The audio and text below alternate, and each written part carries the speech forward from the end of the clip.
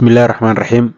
Misku aragtay daal, tabardarri, wareer, indhaha oo ku madoobaado markaad istaagtid, madax xanuun, wadna garaac, neefsashada oo ku dhibta, faruuryaha, cidiyaha iyo ciridka oo midab beela ama dildilaaca iyo adigoo ku walfa cunista dhuxusha, carrada, dhagxaanta iyo wixii la mid ah.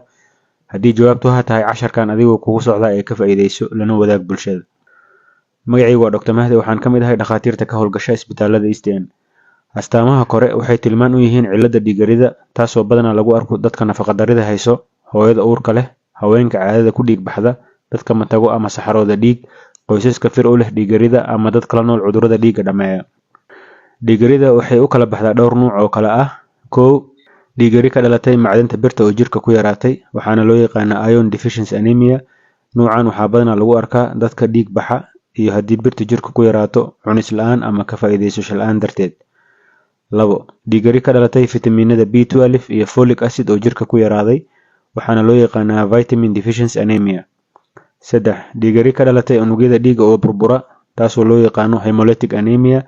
Ciladan waxaa badanaa lagu arkaa dadka ku nool dhulalka malaariyada ku badan tahay iyo dadka la nool xanuunada unugyada dhiigga cascas weerara ama burburiya. 4. Dhiig-yari ka dhalatay dhuuxa lafta oo hawlgaba, maadaama dhuuxa uu yahay xubinta qaabilsan samaynta unugyada dhiigga, tanoo loo yaqaano aplastic anemia. Ciladan waxay timaadaa haddii jeermis, daawo, sun kiimiko ama xanuunada qaar ay weeraraan dhuuxa lafta kuwaasoo hawlgabiya. 5.